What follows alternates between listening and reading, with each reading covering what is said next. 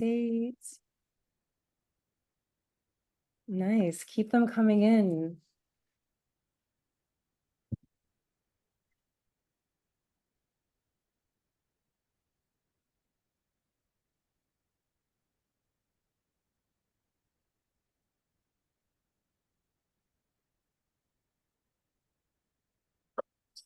Okay. So we have a pretty full and organized webinar session for you all today. And again, good morning, afternoon, and evening to you all, wherever you are calling from around the world. And welcome to the first Youth Action for Climate and Clean Air webinar. We're thrilled to have attracted so many diverse youth from around the world interested in action towards clean air and climate action, especially with the accelerated rate of challenges to our planet from emissions, which impact the health of all living things. And your presence here really demonstrates a commitment to making a positive impact on our environment and a real testament to the emerging youth leaders to protect our planet. And so before we get into an overview of the webinar, we'd like to set the energy level for today's webinar. We've all taken time out of our days for about 100 minutes with experts and passionate change makers in this webinar. So let's keep it interactive and participative. And you guys are already doing that incredible job in the chat. So yeah, please use the chat function to share your thoughts and questions throughout this webinar to engage with our incredible speakers. And we'll also have a breakout session later where we'll dive more into creative ways in which youth such as yourself can get involved in mitigating air pollutants affecting our health in communities and the state of our natural systems. And we'll also have periodic check-ins with you in the chat to make sure that you're still engaged with us. So keep warming up the chat, dropping your names and where you're calling in from. My name is Janna Rodi. I'm a public health researcher working in an environmental NGO based in Egypt called Greenish, and I'm also a member of the Children and Youth Major Group to UNEP, and I'll be your moderator for today. So what can you expect from this webinar? Very briefly, you'll be hearing from youth leaders around the world and scientific experts on what air pollution is, how it relates to climate change, and on solutions, what actions can actually be taken for right now and by youth such as yourself. So after this webinar, you'll take away key understandings of terminologies such as what short-lived climate pollutants are and inspirational stories to get you thinking about your own journey as well to clean air and climate action in your communities. So before we begin, I'd like to make a huge acknowledgement to the organizers who made this webinar possible.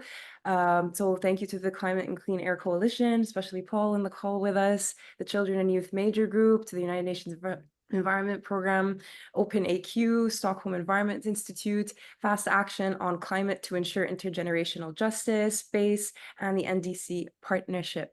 So the agenda of the webinar, very briefly, we're going to transition into a keynote by a prominent youth leader to set the stage for a presentation on the science of pollutants and their impact on climate change, air quality, and health by a scientific expert. And then we're going to have a panel discussion with diverse youth experts. And this will be followed by a Q&A session for you to be able to get answers to your burning questions. So I will be asking you to have your questions into the chat, and they will be hopefully answered within the time frame of the Q&A period. And then afterwards, we will have a breakout session with 3 themes, and you will have an opportunity to choose whichever themes resonates most with you. And this will be shared in the presentation later on. And afterwards, we will have a brief debrief on what was discussed in each breakout session. And this will be followed by some feedback from you and closing remarks. So without further ado, I'm going to pass it on to our opening keynote speaker. So Zuhair Ahmed Koshik, he is the Global Coordinator of the Children and Youth Major Group to the United Nations Environment Program. I will pass it on to you, Zuhair, to provide your keynote.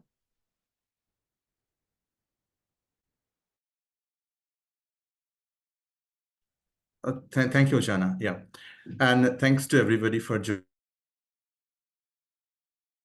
First of all, I want to thank all of our partners, the Climate and Clean Air Coalition, Fast Action on Climate to Ensure an Intergenerational Justice phase, NDC Partnership, OpenAQ, and Stockholm Environment Institute to co-sponsor this webinar. First of all, we already know that young people are least responsible for the climate change and the air pollution that we have around the world. But we are the one who are actually facing the challenges to to cope up with the new scenario that we have around the world. Young people, including the children, are more exposed to the bad air and the harmful consequences of the air pollution. We already know that our children are suffering from different kinds of diseases in very polluted cities around the world, specifically in the Asia, Africa, and in other regions from the global south. Still, young people are often systematically sided from taking and from engaging in meaningful actions and policymaking on climate and clean air. From this webinar, I think we are going to give a strong message that young people needs to be engaged meaningfully in climate and clean air actions, and we are also will be discussing in the breakout rooms on different aspects, specifically on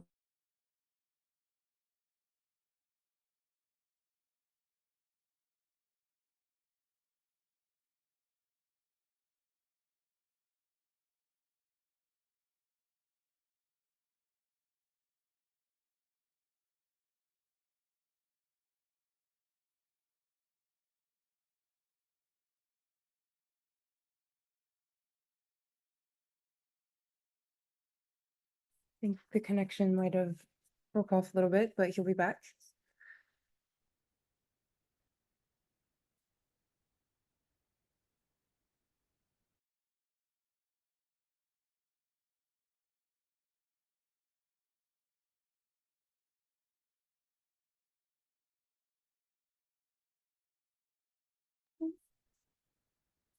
Okay, that's okay. That's the norms of Zoom nowadays. That's okay. He'll be back.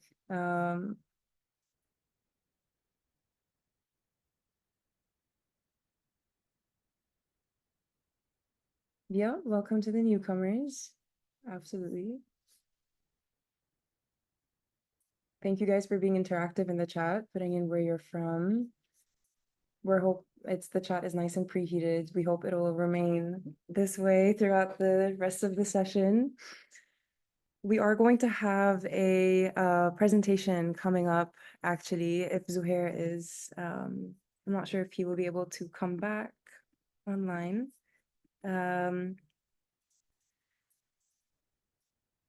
That's okay. So we do have an upcoming presentation by Gabrielle Dreyfus on the science of short-lived climate pollutants. And I might just give a few more seconds to see if Zuhair will come back. But until then, feel free to put in the chat. Have you heard of short-lived climate pollutants? Do you know what they are? Is this a new term to you? They're also known as SLCPs, abbreviations. We love abbreviations nowadays. So have you heard of short-lived climate pollutants? Feel free to put it into the chat. I believe the recording will be made available online for everyone. So in case there are some Wi-Fi disruptions or internet challenges, then you will be able to rewatch this session.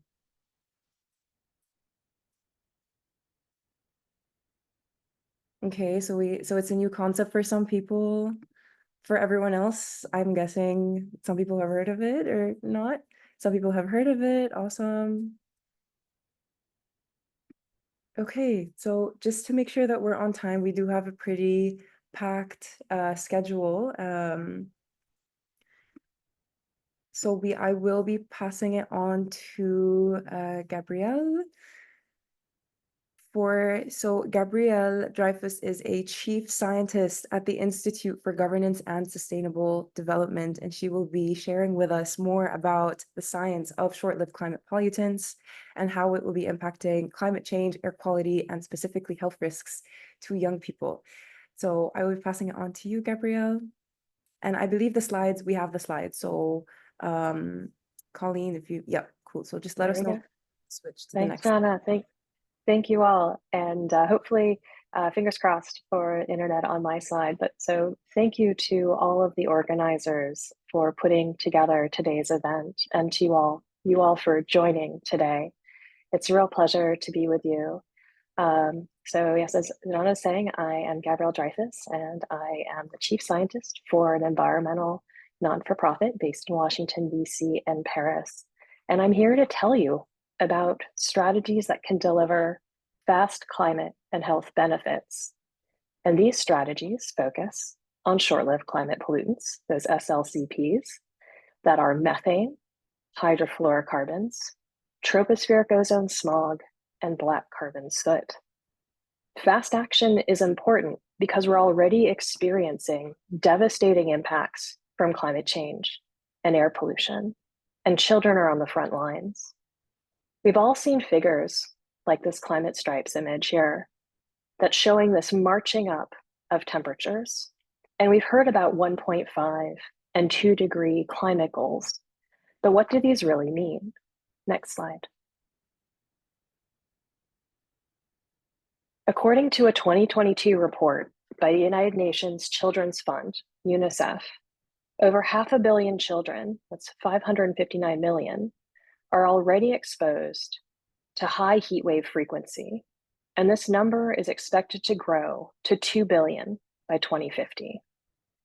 I want to pause here a moment to reflect on the title of this report, The Coldest Year of the Rest of Their Lives. This is what global warming means. Last year was the hottest year on record, and likely the hottest year in the last 200,000 years. But today's record hot years will be cold compared to what the future holds if we don't act quickly. This is where short-lived climate pollutants come in. Next slide. SLCPs are tens, hundreds, and even thousands of times more powerful in trapping heat per pound than carbon dioxide.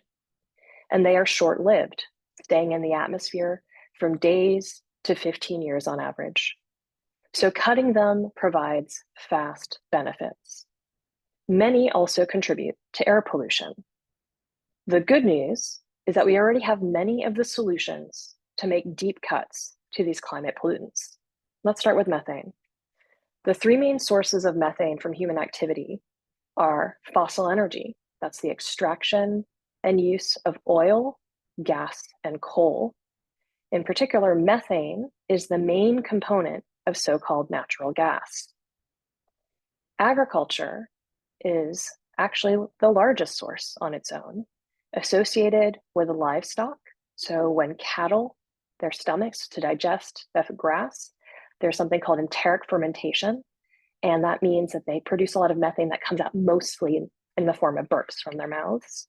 And rice cultivation is also contributes to methane emissions. And the third sector is organic wastes in landfill and in wastewater.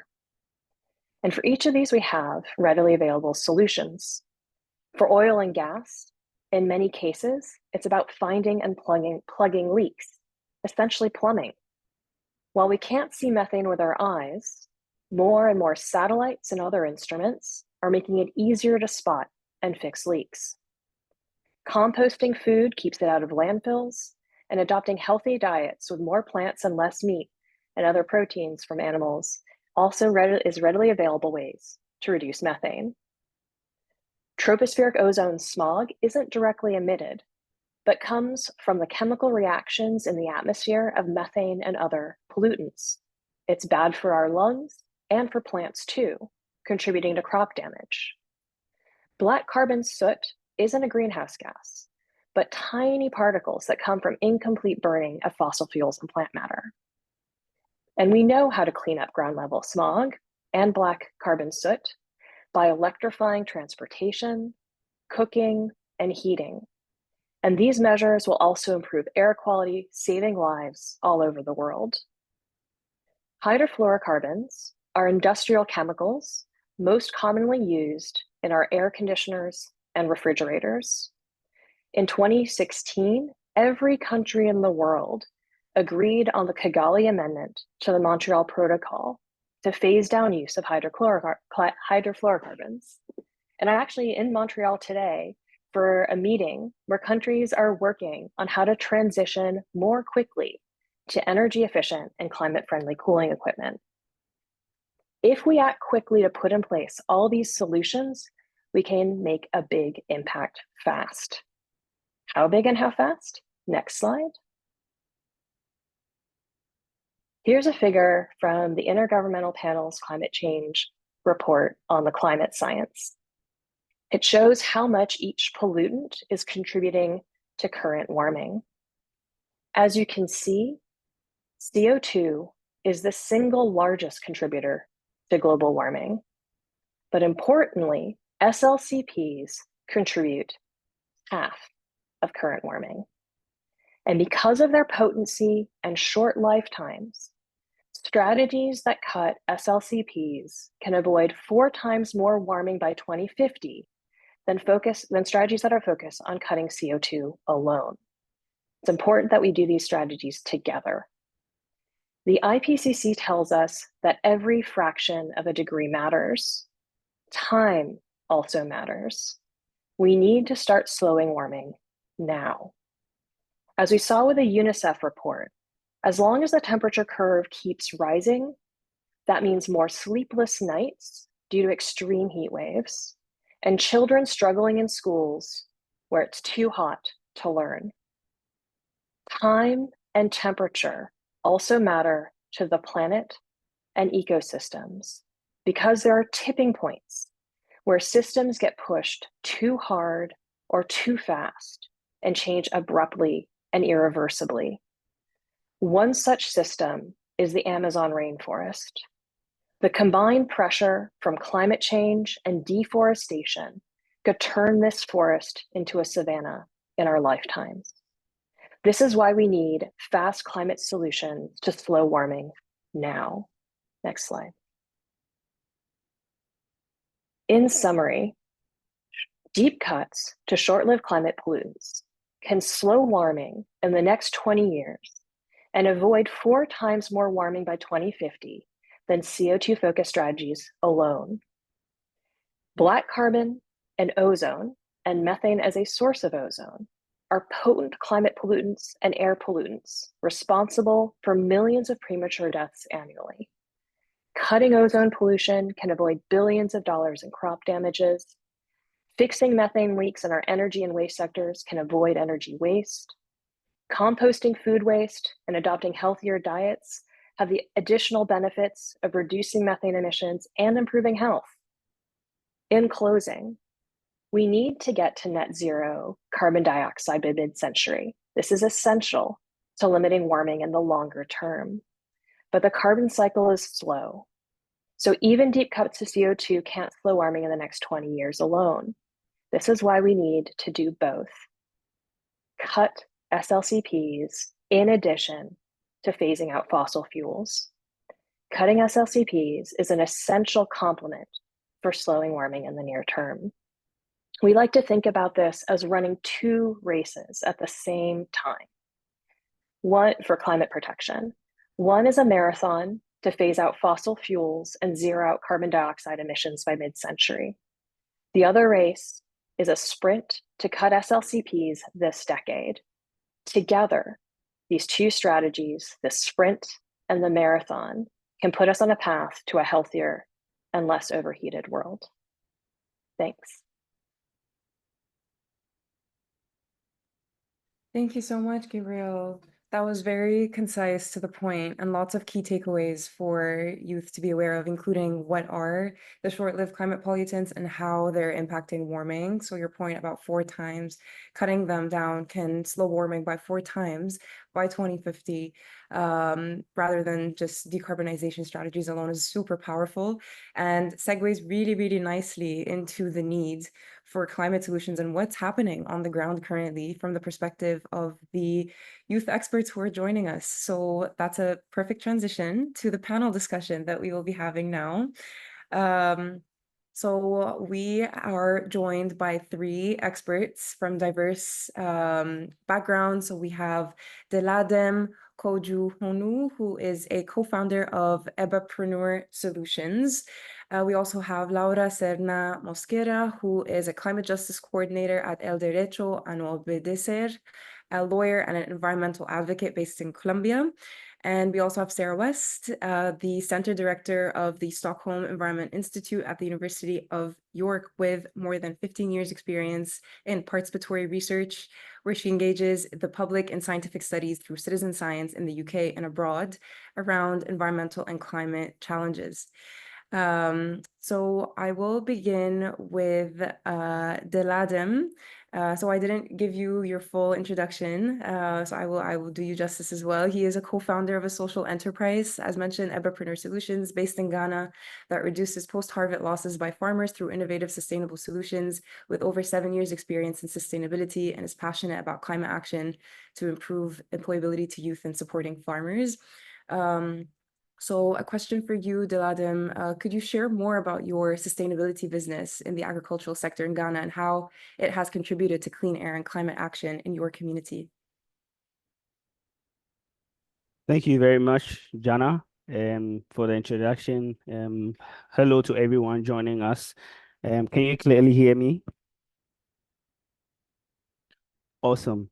So like you rightly said, I'm a co-founder of Ebapreneur Solutions Limited, which started off as a very small dream of trying to contribute from a youth point to reduce the effect of climate change in our various communities.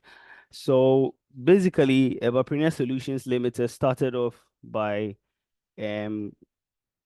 coming up with solutions that would help reduce post-harvest losses, because about 24% of our agricultural produce, which constitutes cassava, which is a main staple food, actually ends up going, to waste because of improper drying mechanisms or ineffective drying mechanism. And we all know what food wastage costs. It leads to a lot of methane gas. And so I sat together with a group of young guys who are passionate about doing something about changing the narrative.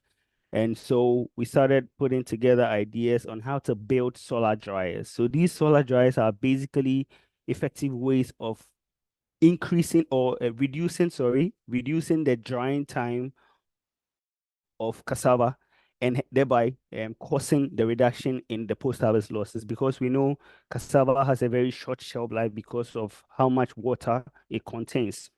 Now, this problem started off because there's not so much market linkage, market access, and a lot of these farmers do not understand the variability of how you could use cassava and the various products that it could be turned into. So we started going to communities, educating them about how they could not only rely on selling the raw cassava, but also turn it into cassava chips. And these cassava chips can be stored for longer periods, which would also help them, get better economic standpoints, and also create more job opportunities. And we also looked at the way we could repurpose the cassava peels, which is also waste. Now, the reason why we looked at repurposing the cassava peels is because about 70% of Ghana's population still heavily relies on clean cooking fuels. So charcoal, firewood, and all of that. The rest of the population that can afford electricity and gas is just a few. Now, even in the urban cities, which is Accra and Kumasi, about 60% of those in the urban cities still heavily rely on that. But if you're going to ask people to deviate or stop cutting down trees to make charcoal, then what it effectively means is you need to provide an alternative. So we thought that by providing that alternative, which was the cassava peels, together with other biomass material like wood sawdust and other materials, we could slowly and gradually conscientize people on other alternatives instead of charcoal, which they would slowly lean towards. So that is basically how the whole idea of a Bapreneur solution started. And now we have gone just from the point where we are building solar dryers, but we are also turned the business into an aggregatorship where we are connecting these farmers to market access. And there are industries in the country at the moment that goes into the production of ethanol from cassava chips. And so not only are these farmers drying their cassava to turn them into cassava flour or high value cassava flour, which is also in high demand, but we are also creating a network where we are connecting these farmer groups, smallholder farmer groups, to market access by acting as the intermediaries. And then we are moving beyond just using cassava peels and now moving towards using coconut husk to add up and then increase the demand for wood, charcoal, and clean fuel.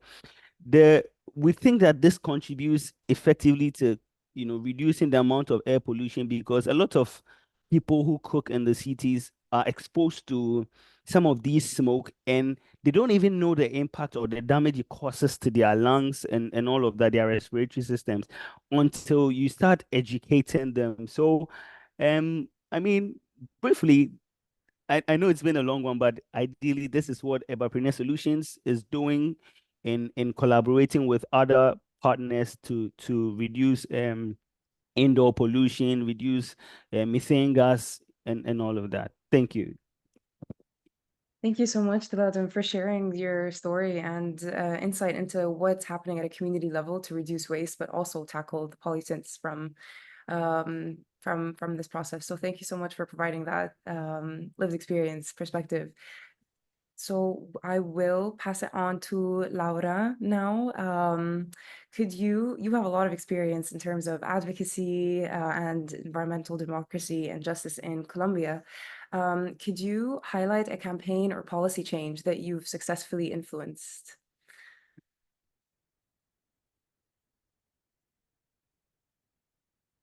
Now, hi everyone. It's a pleasure to be here. Thank you so much for this amazing space. Thank you, Jana, for the invitation and all the organization. And it's a pleasure also to hear the experience of you in this topic. So, as you say, I'm from Colombia and I'm a lawyer, and I just wanted to share some ideas that we are working now. I'm part of the Right to Know Obey, or El Derecho a No Obedecer. We are an activist organization that support other activists. So we focus in 4 areas. We are working also in migration, mobilization, culture of peace, and climate justice. In the climate justice area, our role is to highlight the intersection between air quality, climate crisis, and public health. So I have to make like a brief context of Colombia before I start, because it's very important that you know what is happening right now about air quality. Colombia has made progress in air quality monitoring system. We have like not a cover in the entire country, but we have some monitoring that allow us to know where is an emergency about air quality. For example, in the last month, we have been experiencing so high levels of pollution in the principal cities of Colombia, as Bogota, Medellin, and Cali. And these have put in like the discussion about what we are doing as a society, but also the government about this topic. So the air quality in Colombia is a pressing issue, as I said, and also the action taken are often reactive rather than preventive. So there are like a lot of connections between climate justice, the agenda of climate justice, and the agenda with health. So it's like they are putting very, very way. And this is very complicated because when you are trying to put together and make a relation between climate crisis with the health system and with the climate, sometimes it's not very easy to understand why they are very connected, but there are. So for us as organization, it's very important to put this together, and we believe in the power of the networkings to reduce inequalities and build fair society. So we co-lead and co-found the National Networking for Air Quality in Colombia. Today we have 20 organizations that work collective in different cities of Colombia and regions. They lead different thematics or intersection in this topic. Some are more focused in the science part, another one are more focused in the social part. So also we co-found the Latin American Coalition for Clean Air, that is Aire. You can find it in our Instagram or social medias. It's a regional advocacy networking founded in 2022, with the idea of providing actions from different approaches in favor of the quality of the air and health of people living in Latin America. This is the first kind of coalition that is in Latin America. It's not very common, this kind of organization, because our mission is to promote sustainable and environmental policies and practices to reduce air pollution and also to address the climate change. We work with governments, also with campaigns, with academics, and with civil societies in general. Our vision is that Latin America with clean air and health environmental for all people.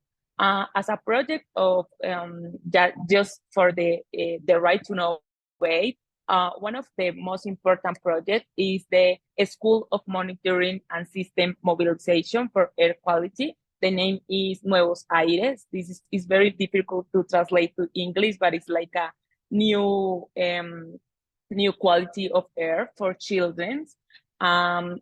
This is like this is a project that is across Colombia. We have present in 5 cities of the country, and also we have activities in different countries of the region. Through this project, we create like workshops, different methodologies and experience, and we teach the relation between climate, health, and air quality for children. This project has had 3 editions, with the last one ending 2 months ago, and trained 291 young people from public schools in Colombia.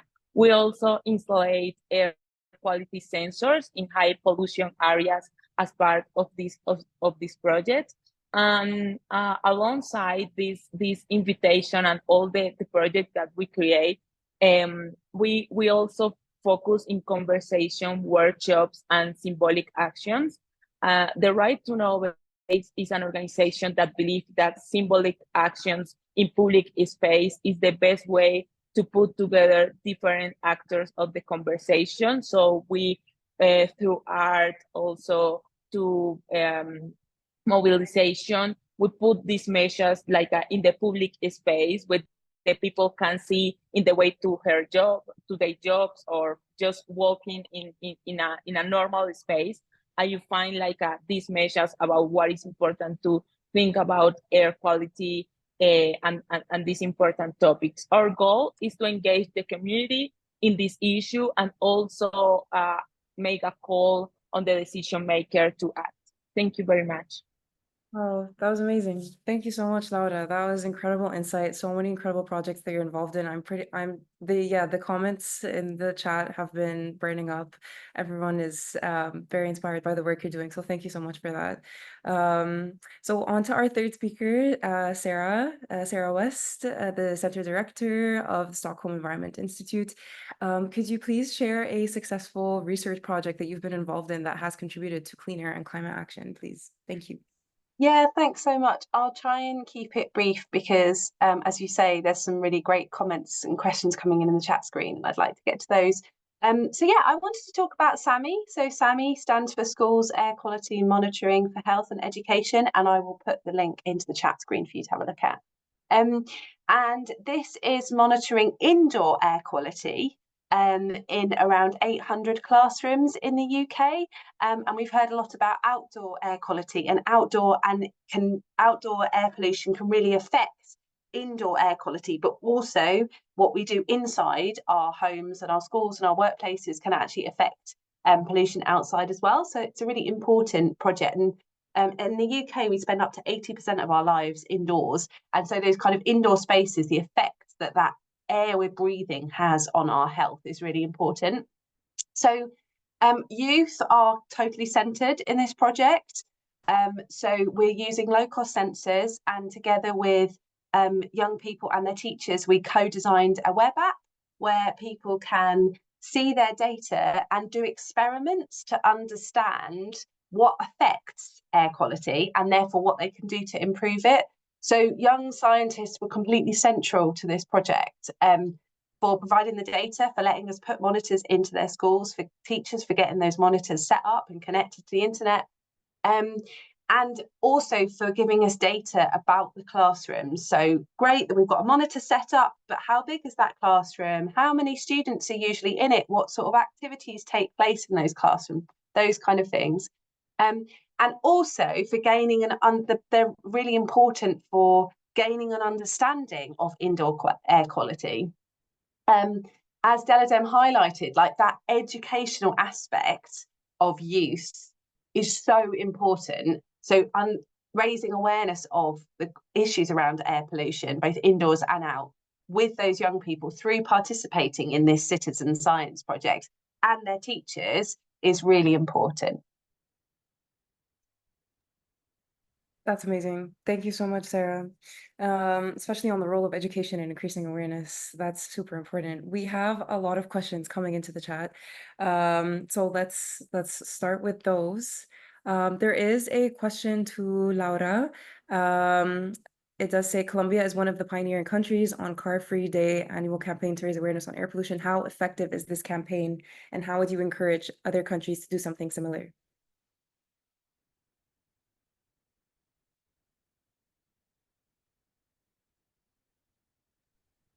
Now, yes, we have, as I say, Colombia is trying to be better in this topic. The discussion is more about how the society can connect this point and this agenda of this government agenda, because it's not very easy. In the paper, of course, there are the projects, but the problem is that the cover of this project is focused just in the principal city of the country and not around the country. So and so we know that the data is very important to make action. Without data, it's very difficult to the government to take the action that they have to take. But also it's very difficult for the society to understand what is happening. So for us, it's a balance. We need a balance between what is in the paper that is very working, and we know that is an advance in the region, but also what is try to put for the people that are in as us, that just living in a city and work as normal, and that is not very involved in this topic to understand this point. So, but about specific the annual campaign of air pollution, I think that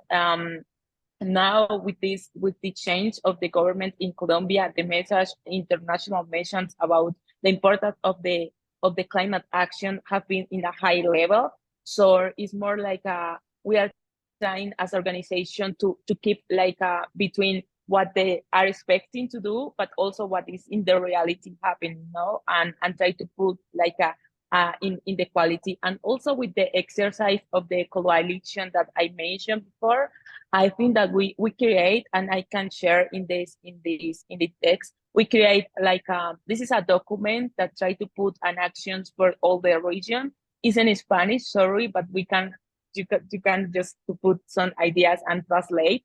But they made a model for the countries, and they put together the ideas of the health system, the climate actions, and also the climate justice. So I can share with you this idea, and also the job that we do in the right to innovate. Absolutely. Absolutely. Thank you. Yes. And feel free to drop all of the links of the works that you're doing, any reports or any resources for our audience members to dive more into. This 50 minutes does not give you guys justice. There's a lot more that we could learn from you. So please feel free to drop resources to make up for lost time. There is a question from Wisdom. It says, in countries like Ghana, electrifying transportation and avoiding the use of equipment or gadgets that emit short-lived climate pollutants can be very expensive.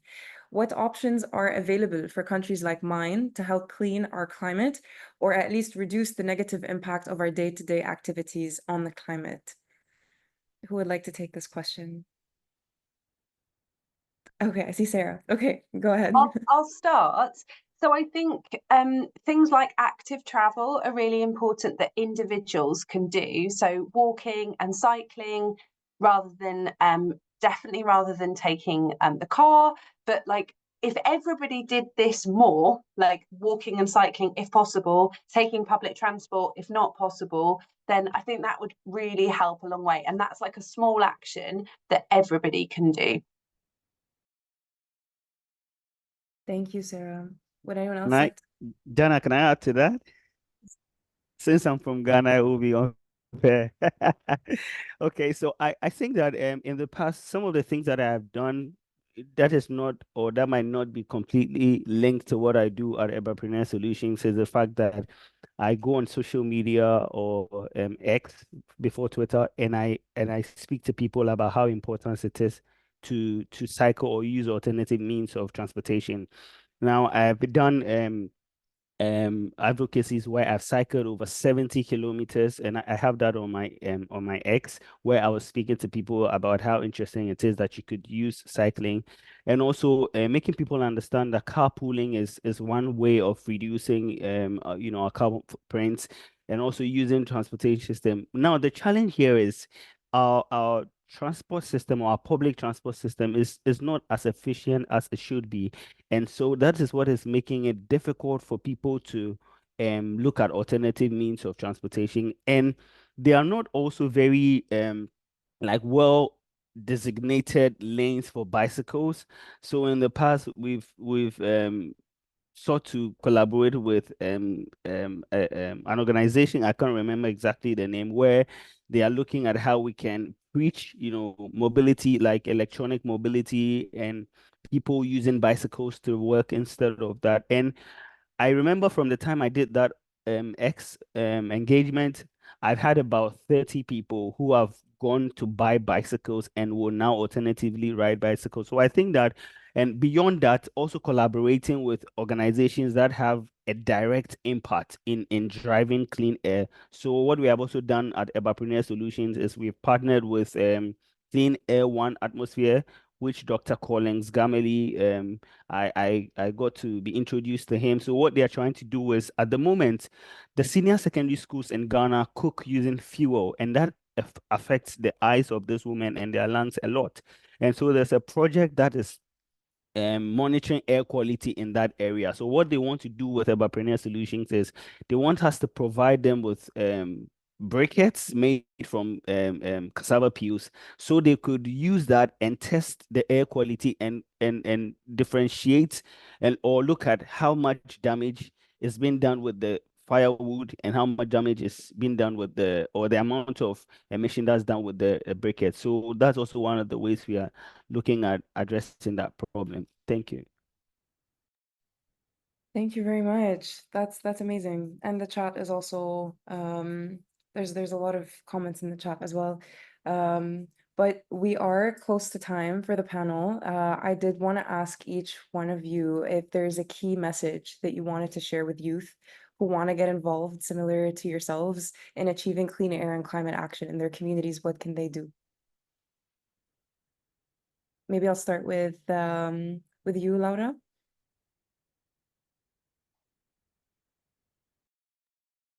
No, thank you very much.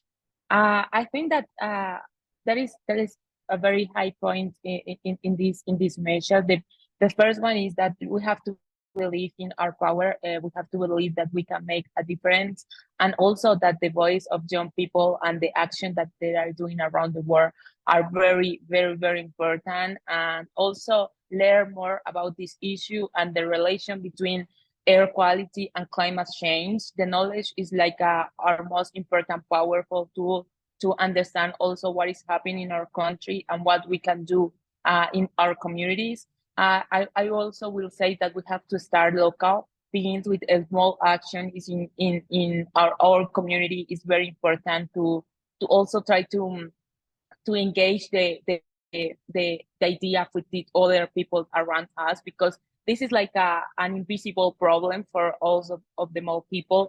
So with the action and a small action that we can do, the idea will be more important for everyone.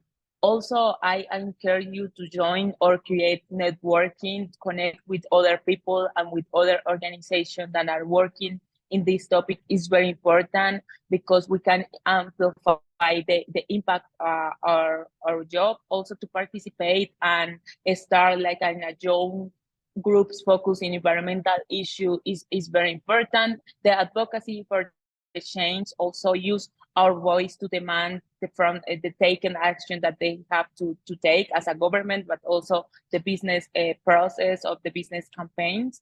The education others, I think that when we educate others, try to translate the information that we have, we also learn so much. So try to educate yourself more about that, and not just for the scientist part, also for the social part, also for the people that are living in the most pollution areas in our countries. And the last one, I would say that always believe that what you are doing is very important. No matter if you are in the principal city of your country or just in a small town, the important point is that you are doing something. So thank you. Thank you so much. That was incredible. Thank you. And Diladem, Sarah, anything that you would like to share as well? And if you could please keep it brief, because we need to transition to breakout sessions. Thank Great. So I think that in the past, a lot of young people have seen climate change as a myth, so the ability to demystify that you don't have to necessarily be a scientist or have a background of environmental science or climate science before you be able to make an impact, that needs to be put out of the way. And I also think that a lot more can be done in terms of collaborating with other organizations that are doing something similar and are driving and are in the capacity to drive more than you or your organization. And I also think that there should be you know just literally a lot more of advocacy, because a lot of people don't also understand the impact of not having an air that is clean or clean air, and so they think that it might not be damaged enough. So making people understand that beyond the methane oxide, beyond the carbon dioxide, beyond all of these things, clean air is actually something that needs to be really, really prioritized. Thank you. Thank you very much, Diladem. Sarah? Two really quick ones from me. So find out what's going on in your local area or your country in relation to air quality and climate action. So that could be like monitoring air quality, climate adaptation projects, active travel, volunteering, anything like that. And I would say look at We Adapt to find these. I'll put the link back in the chat screen. But so that will help give you inspiration on what others are doing around the world. There's so many projects in this space, which gives me a lot of hope, and I think should give everyone a lot of hope. And my second one, which is really important, is look after yourself. So I think activism in the face of crises like these, like the climate crisis, can really take its toll on you as an individual. We have an expression in English which is you can't pour from an empty cup. So find out what activities you need to do to restore your energy, to rejuvenate your enthusiasm, to allow you to keep engaged and making a difference. Amazing. Thank you so much. That's lots of very, very important insights, especially on self-care and recharging. Activism is a long marathon, and so implementing these solutions will take time, especially with building coalitions and collective action. So thank you so much. And thank you to our speakers, Laura, Diladem, and Sarah, for all your inputs and insights, and for the participants as well for throwing in incredible questions. We do have to move on to the breakout sessions now. So we will share screen in terms of the 3 different themes for the breakout sessions in which you can get engaged in. The first one is on short-lived climate pollutant solutions for your community. The second theme is on advocacy and policy change for clean air. And the third theme will be on green jobs in climate and clean air. The purpose of this is to brainstorm together in terms of what are some unmet needs or challenges in relation to that could be addressed by creating new green jobs and industries, and what barriers you think there are to accessing green job opportunities. and solutions for your community as well. So I believe the breakout sessions are open. The breakout rooms are open, and so you are able to choose whichever room resonates most with you, whether it's green jobs, that would be theme 3, whether that's advocacy and policy change, that's theme 2, and then SLCP solutions at a community level, that will be theme 1. Just a reminder, there will be a moderator for each session, and please try to assign a person who will be giving a high-level overview of what was discussed in each breakout session once we're back in the main room. So feel free to make your movements right now in terms of the breakout sessions. There is no assigned rooms, so it's up to you in terms of your interests.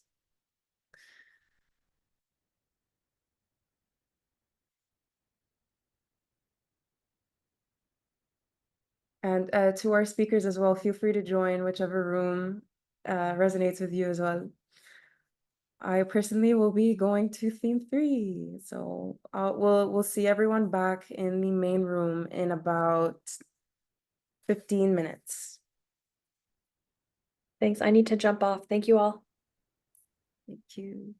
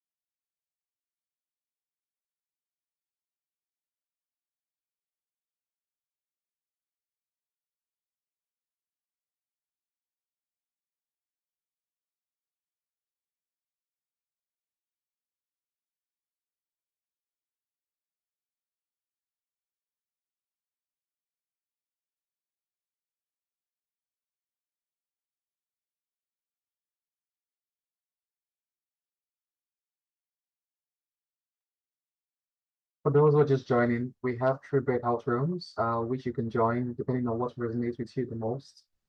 One is on SLCP solutions for your community. One is on advocacy and policy change for clean air. And one is on building green jobs in climate and clean air. So you can please join either of these 3 groups using the breakout room function.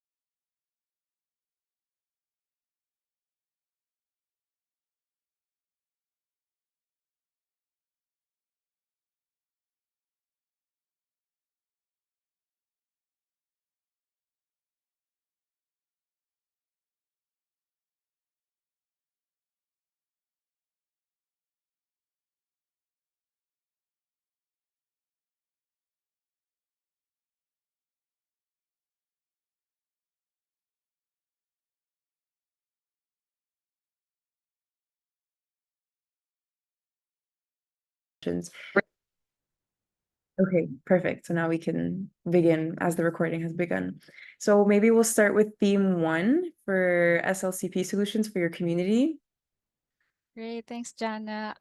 So for us, it was really more focused on the education part and being able to impart what really are SLCPs and who are the affected folks and how can we better inform them in their daily lives, and then also being able to identify all of these sources in your local community, and also making sure that you yourself know which are these sources, how can you better educate those that are affected. And an important point is like the de-siloing of the topics and being able to work together with those affected. And then the co-benefits with climate change and air quality has also been brought up, and how this can, really garner support from the government if you're able to talk about the topics that they're interested in. And then also specific topics on methane and black carbon and specific sources of these have also been brought up.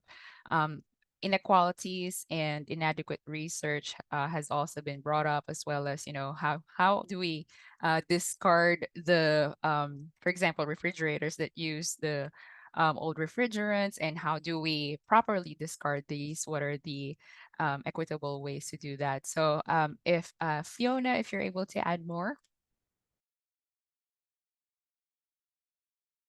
Hi, thanks, Colleen. No, I think you covered it pretty nicely. I mean, my main takeaway came right at the start, I think, was this: don't underestimate education and also the power of collaborating together, being involved with advocacy, speaking with people who are going about their daily lives, and there are solutions actually that can be applied to things that we wouldn't necessarily associate with climate change or air pollution.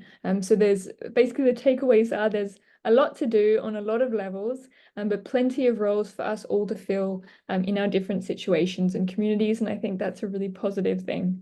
So thank you everyone who participated, and thanks to Colleen. That's awesome. It sounded like a very lively discussion, and very good that it reiterated a lot of the points that were coming up in the panel as well. So that's definitely key takeaways from this session, even just for me, is that not to underestimate our roles, and education really does have a huge part to play, building that awareness, and the actions will naturally come next steps for that. Thank you, theme breakout room 1. So let's move to breakout room 2, advocacy and policy change for clean air. What have you guys discussed? Sure. So we did the word cloud Mentimeter just to get a kind of broad array of responses. One of the first questions we asked is, what are the most effective ways to provide meaningful opportunities for youth to participate in policymaking processes? I'll also share the results of, all the responses in the chat, but just some highlights from this discussion was definitely empowering young people through a clear and open stakeholder engagement process, making sure that there is increased accessibility for young people to be able to participate, and also removing some of the barriers that impede youth involvement in policymaking processes. Recruiting young people from universities around the world, getting involved with environmental NGOs, have specific youth targeted town halls. So there are a lot of very excellent suggestions here.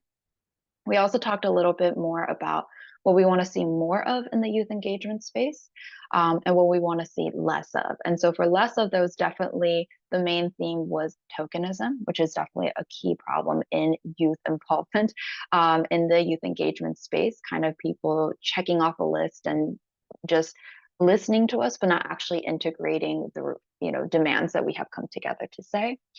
Then finally, we talked about some best practice suggestions. And so this was a word cloud. I'll send it in the group chat right now as well. Definitely capacity building, networking, awareness raising were some of the most commonly referenced ideas that we were all sharing. So that's basically what we discussed, but definitely there's a lot more to conversation to be had here. That's wonderful. Thank you so much. And thank you for also sharing about what there should be less of. And that's really important as well. Thank you for that, Trina.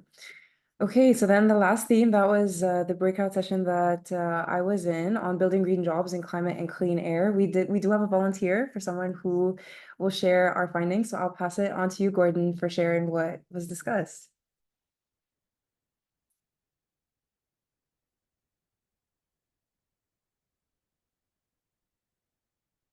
Excellent. Thanks very much. Yeah, it was a really good discussion, and I think there's sort of lots of different topics that we could talk a lot about more on. I think we began talking about awareness and how important awareness is of developing out this kind of awareness campaigns and finding different sort of ingenious ways to do that awareness. And in the UK, we've just had the Clean Air Day, for example. That's one really successful way of doing campaigning. And then we talked a little bit about that being able to link to mitigations, to link to you're generating this awareness, but then you want people to be able to do something about it. So once they've kind of realized the problem that they are facing, that air pollution is a problem for them in their daily lives, then what do they do about it? That's what people tend to say, and being able to give them a way to do something about it while you're doing the awareness campaigning, that is something that has had large benefits to actually reduce air pollution and allow people to have this agency to do something about it. And I think doing an awareness program is the next step, is to give people agency to do something about it. And we talked a lot about that, how that differs, and maybe how that's different in different communities. And then Collins Gamble Houdini talked about a program in Ghana where they've done some of this, where they've installed air quality sensors, and how that has really made a massive difference of just installing one air quality sensor in a community, and then how that's developed a sort of knowledge base, and how they've used that in different campaigns, like in schools campaign, and then how they've used it to educate the people in the school, and also then to use it as evidence to go to the government to say this is what the situation is, and then the government can react to that to help different citizens. And then we talked a little bit about how you provide these things in different communities. So I run a startup in the UK to provide that to different industries. So we provide to property companies, and then there's also, we talked a little bit about how that differs in different communities. So this makes a real difference in different communities. So in Africa, you have the case of just installing one sensor, massive difference. Whereas in the UK, we need these big campaigns to make a real difference. We need to make the most of those. Yeah. Roughly what we talked about. Thank you so much, Gordon. Thank you for that. Yes, there was lots of there were lots of points about knowledge translation opportunities in terms of just scientific communication to the public, but also integrating it into secondary schools as well, and building the workforce for potential emerging leaders in atmospheric sciences and climate action as well, and also removing barriers to youth entrepreneurship. There's so many ideas that were shared in the breakout discussion, even in terms of waste management opportunities and reducing those methane emissions, but not necessarily having the financing to be able to undergo those to enable more circular economies when it comes to waste management. So definitely financing and investing in the youth who do have a lot of the ideas. So yeah, there are lots of discussions around that. So thank you for all of those insights, and the breakout session seemed very interactive and very good opportunities to share insights from around the world, lots of experiences and stories. We are going to transition now into our next part of the session.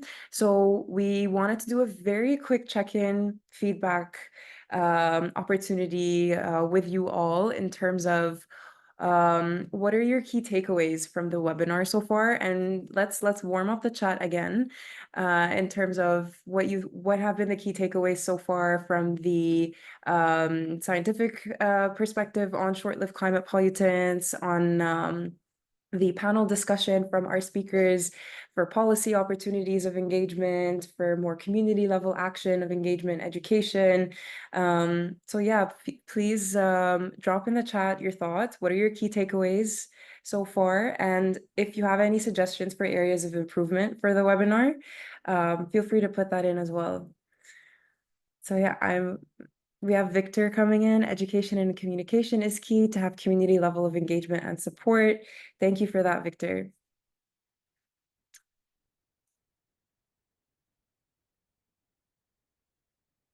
From Sarah, so much enthusiasm from youth for engagement. We need to make opportunities to harness that. Absolutely. Abib, thanks for the session. It's been thought-provoking. Thank you. So many examples of best practices and experiences. Absolutely. Different initiatives and perspectives. Thank you, Jaren, for sharing that. Knowledge and networking, 100%, Raviv, yes. Advocacy on all levels, yep, Collins, absolutely. Priyan, the damage versus cause to the environment on the superficial scale. Feel free to elaborate on your point. It seems like an interesting insight, Priyan, if you want to elaborate on that. Shahrukh, harnessing the power of community to mitigate the effects of carbonization. Absolutely. Air pollution and climate change are intrinsically linked. By using scientific evidence, we can leverage collaboration to provide opportunities for mitigation and career development for youth. 100%. 100%. Youth should be made more aware of the seriousness of the problem. Yes, absolutely. Areas of improvement are the policy changes required to be able to use every solution possible to fight against climate change. 100%. Lots of information and stories about what people are doing. Yep, Deladim, absolutely. Awareness, yep, absolutely. To the personal attitude changes, 100%. Yes, Celine, absolutely. We're all coming from different places from all around the world, and we're sharing about a common problem and also collective actions that can be taken. Personal empowerment, collective actions, 100%. Advocacy, yes, especially in the rural community where bush burning seems to be a norm, 100%, Mac Anthony, yep. Awareness and education, green tech should be adopted.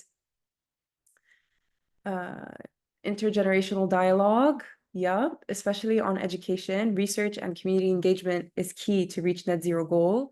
Schools and universities need to invest in updated curricular, 100%. That was also brought up in our breakout session, is integrating more of the awareness on atmospheric sciences, climate sciences in education, making it interactive, allowing for the youth to visualize the magnitude of the problem as well, and humanize the numbers too. What are people's experiences when it comes to air pollution and climate change? We're not just numbers, we have stories and experiences, and they're different based off of different contexts and cultures, and solutions will be different based off of contexts and capacities as well. So how can a just transition really be done, considering all those important factors? Learning about SLCP, that's amazing. I see you're now using the abbreviation too, so you've joined the party of abbreviation users. Yes, I barely known anything about it before, and now I know I'm better equipped about methane, black carbon, and how ozone precursors contribute to global warming. That's great.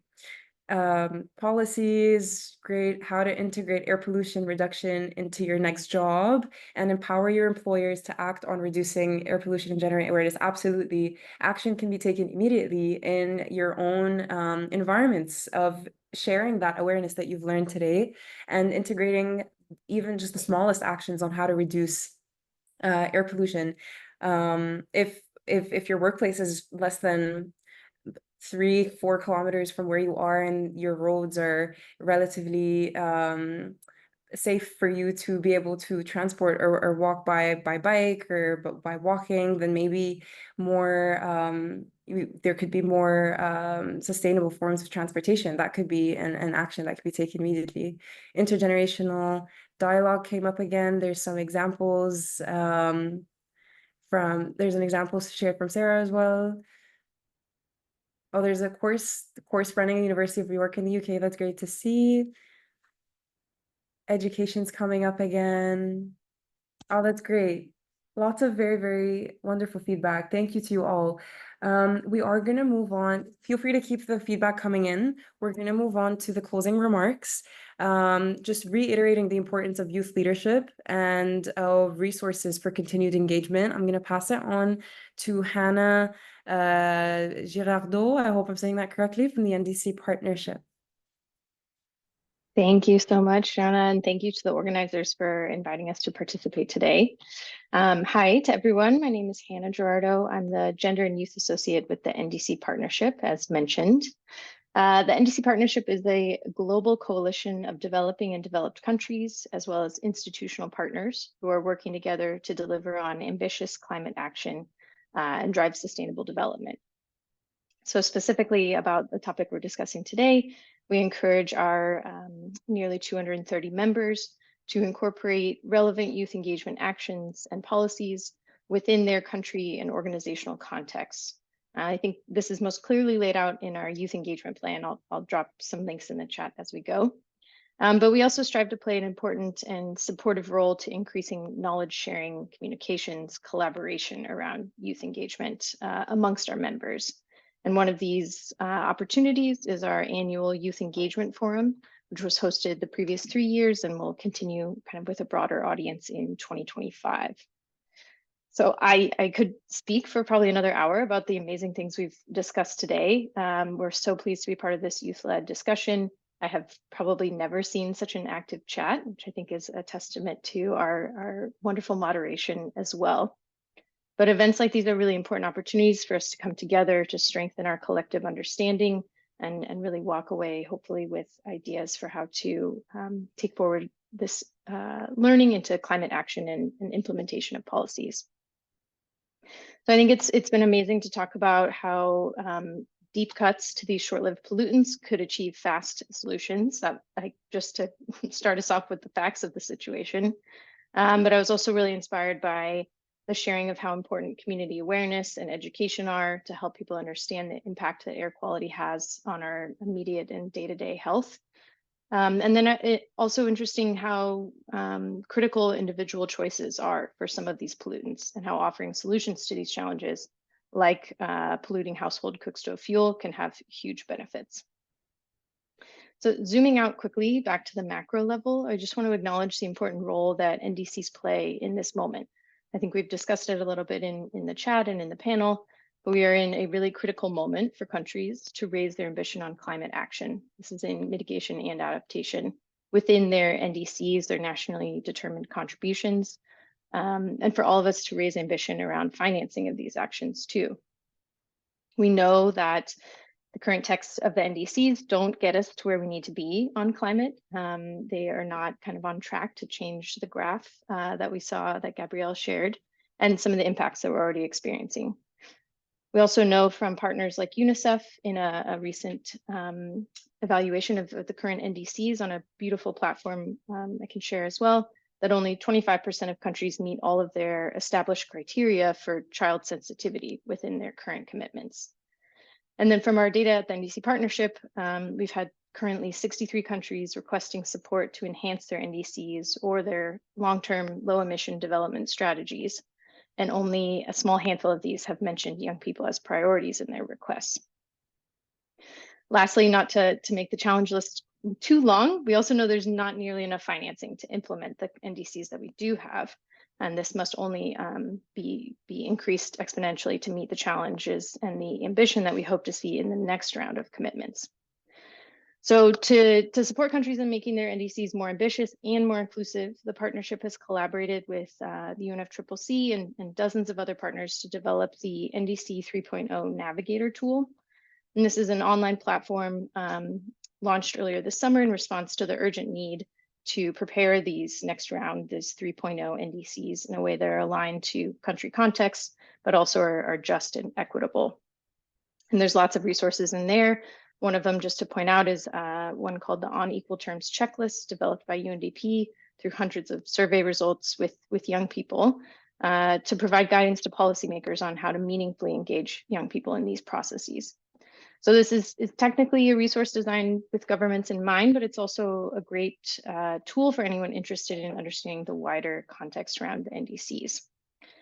And with this tool and the other link I'm going to drop in the chat as I keep speaking, we have a number of resources on these topics. I encourage everyone on this call to take a look, and please share ones that currently aren't there. It's been very clear from conversations that there's a wealth of knowledge here. There are definitely still challenges, many of which were noted in our breakout sessions. But my key takeaway today, I think, is the just amazing roles that young people can play to take quick action on air pollutants, advocate for policy change. I think, Janet, to your question earlier, what can young people do? It's very clear that there's a wealth of opportunities to participate in meaningful ways in driving climate action, in contributing to NDCs as a policy tool at multiple stages, to push governments and community leaders to take action. I think through education, through trainings, building the workforce that we need to achieve some of these commitments, and then through entrepreneurship, through Diladem's excellent example of providing solutions within your own community and innovative tools and ideas that young people can bring to these challenges. I just also want to reiterate, I think the many times this has been shared, but that there are so many entry points to tackle these issues. You don't need to be an air quality expert necessarily, but you can make connections where you are, whether that's working in the health sector, through education, through places like the energy sector or the justice angle. This is so important for all of us. It's the most important thing. And so we need everyone's expertise and passion and well-being, as was also emphasized. I'll just say thank you to the conveners for this engaging discussion, the panelists, the speakers, especially the participants, for sharing so much. And this is really just a starting point. I have many links that I've been opening as we go to take us to the next step in our collective learning and collaboration. Thank you so much.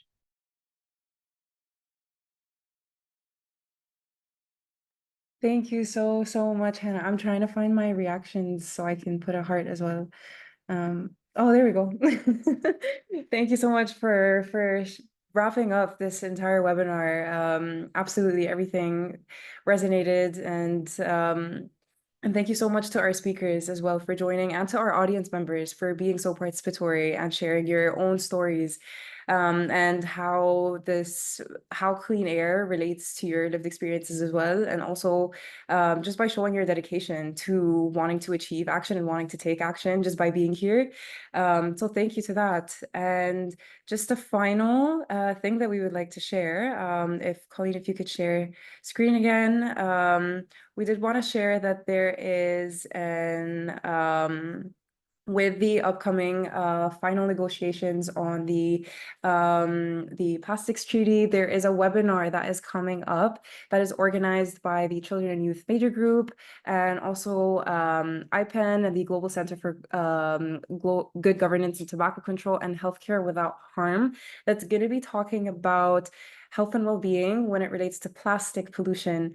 And so this is the first kind of webinar within a series of webinars on the road to Busan for the negotiations, the last round of negotiations for the internationally legally binding treaty on plastic. So feel free to sign up to the webinar. It's going to dive into the critical issue of plastic pollution, its impact on health of vulnerable groups, especially children, women, and informal workers, and addressing the full life cycle of plastic. And so it's going to be taking place on the 22nd of July. So for more insights on pollution relating to plastic, feel free to join that webinar too. And I believe it's in the chat. Yeah, awesome. So thank you so much again to everyone, and I wish you a great rest of your days. If there's any other final points that anyone would like to make, feel free to put it in the chat. This webinar is recorded and it will be posted online. So you could reflect back on it and share with your networks as well in terms of education that we were talking about and communication. Feel free to share this webinar as an action that you could take as well in terms of what are the short-lived climate pollutants and what actions can be taken. So thank you again to everyone, and thank you for participating.